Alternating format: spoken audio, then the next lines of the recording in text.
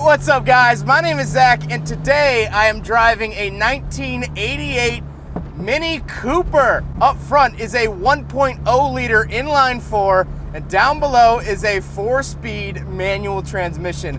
Guys, I am super excited to be driving this here Mini Cooper because not only is it imported directly from Britain, but guys, look at it. How iconic is this little car? This is my first experience with an original Mini Cooper, an old style Mini Cooper. And what I mean by old style is back in the early 2000s, late 90s, BMW actually bought Rover, which made this here Mini Cooper, and then they started producing the Mini Cooper themselves. That's the Mini Cooper we have in the States today, and we've come to be familiar with.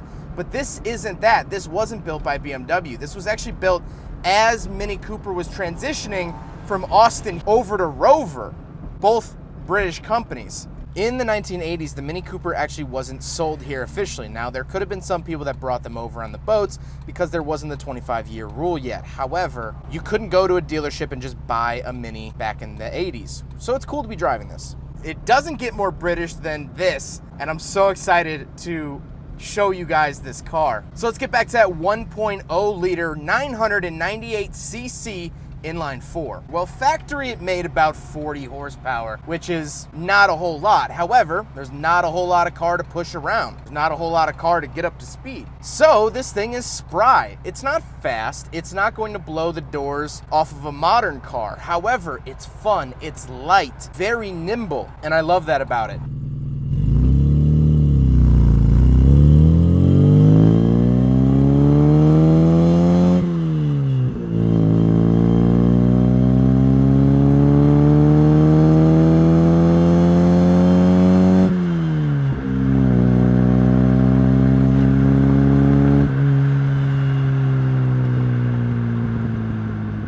Like I said, paired to it, 4-speed manual transmission, it's okay. It definitely feels dated. It feels like an older style transmission. It's not the sportiest thing in the world by modern standards, but again, this car isn't a modern car. And last but not least, something kind of interesting is the fact that these Mini Coopers were front-wheel drive. Back in the day, when the Mini Cooper first debuted back in the 50s, when it was just the Morris Mini, the designers wanted to keep as much cabin space as possible. Back in the day, it was very common to put the engine straight forward and back in the engine bay. But the designer of this car said, no. What if we put the engine sideways? It would free up so much more room in the cabin. We want to make a small city car, but have the most interior space we can physically fit. So they put the engine sideways, which later set the standard for pretty much every modern car now. So a little fun fact for you. But now let's talk about the interior. And the first thing right off the bat, before we even talk about the gauges, is this seating position. My steering wheel and pedal box is actually off to the left. It's not directly in front of me. Now, it's hard to come across on camera, but driving it, I have to angle my body in towards the center of the vehicle, which is very, very peculiar feeling, and honestly took a little bit for me to get used to. But now let's talk about the actual interior features. In front of me, I have 2 gauge pods. On the left is my speed, and on the right is my fuel and coolant temperature. Very, very basic here. Now, the owner, Cameron, has added a tachometer because this car did not come with a tachometer from the factory. On the steering wheel, I don't get any buttons, except it does say Austin. Remember, this was sort of the transition of Austin, things like that. That's where that name comes from. However, I do get a horn. It is not on the steering wheel. It is actually on the turn signal stalk. How cute is that? To the right of me, I have like a fog light switch and an added switch.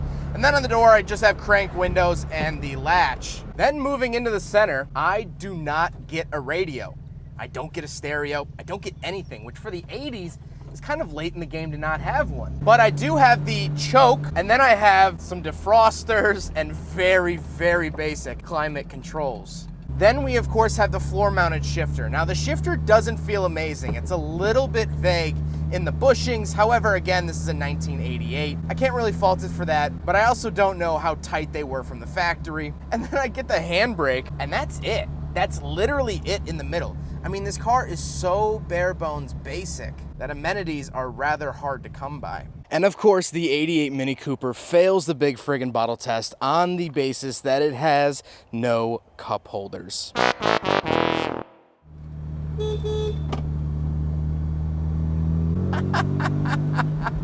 A whole family just stopped their hike to wave.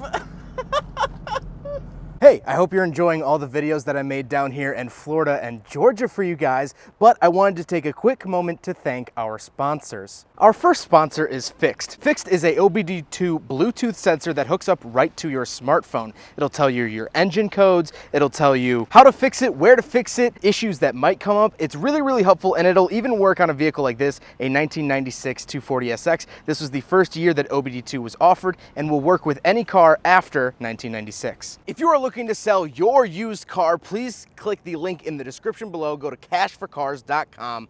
They will give you a free quote and pick up your vehicle in less than 24 hours. It is the easiest way, I promise you, to sell your used vehicle today. You don't have to deal with Craigslist or Facebook or whatever the heck that is. You could sell your vehicle in less than 24 hours and get a free quote and help out the channel by clicking the link for Cash for Cars in the description below. Now, the seats are actually decently comfortable, more comfortable than I would have expected out of a vehicle like this. And I do get full seat belts, again, sort of surprising. However, speaking of seats, we do have back seats here in the Mini Cooper. So let's go do some back seat reviews. Oh my God, I am being birthed in reverse. All right, so we're in the back of the 1988 Mini Cooper, and it's not spacious back here. However, you can actually fit back here. If the driver moved up a little bit, I honestly wouldn't be that mad at it. My head is a little close to the ceiling, a little bit closer than I'd like, but you have to remember, this is a tiny, tiny, tiny car. It's a mini car. And so the fact that it has back seats that I could sit in, honestly, for maybe an hour, I could put up with this for an hour. I could do this for an hour. The fact that it even has that is mind-blowing. The fact that I'm even back here is a testament to the size. Absolutely insane. Really, really cool. And while it's not great back here, it's also not the end of the world, and that alone is impressive. Let's take a quick look at the fun little trunk, then we'll talk about the looks. All right, so we're on the back of the 1988 Mini Cooper, and first of all, the back area sort of gives me like Carmen Ghia vibes, where like I feel like the engine should be back here, but the engine is not back here. You twist this knob. Well, first of all, you twist it the left way, the right way, and then you have this sort of tailgate that comes down. Now, not that luxurious of a trunk. You barely get any carpeting or anything like that, but you have like a little spare tire and things like that. You actually have a physical trunk here on the Mini Cooper. I mean, this car is the size of a Happy Meal toy, and yet you still get a trunk. That is absolutely a feat of engineering. And you have to remember, this is kind of before K cars were really a thing. In Japan, cars weren't normally made this small, especially in the 70s. Think of a huge 70s boaty car, like this image here. And then this was also on the road. That's insane. Now we got to talk about the looks. I love the look of this Mini Cooper, and I mean, how can you not? It's so iconic, and Cameron has done a really good job. He put the rally lights on the front. He did some modifications. This is a lot wider of a track, and he's gone down to 10-inch wheels. 10-inch wheels! I ordered a pizza last week that was bigger.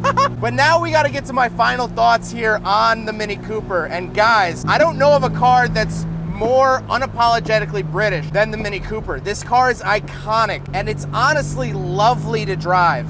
It's a little bit work intensive.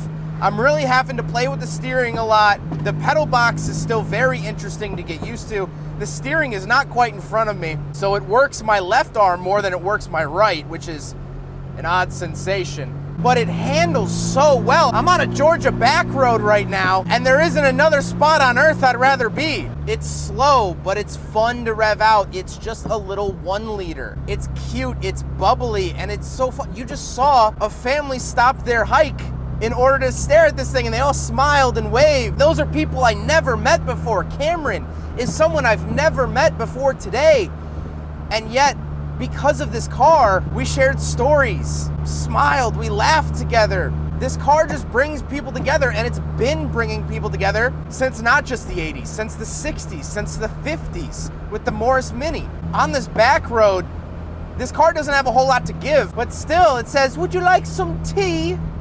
and I say, you know what, Mini Cooper? I think I would. And I just put my foot into it. I love this thing. It's quirky, it's weird.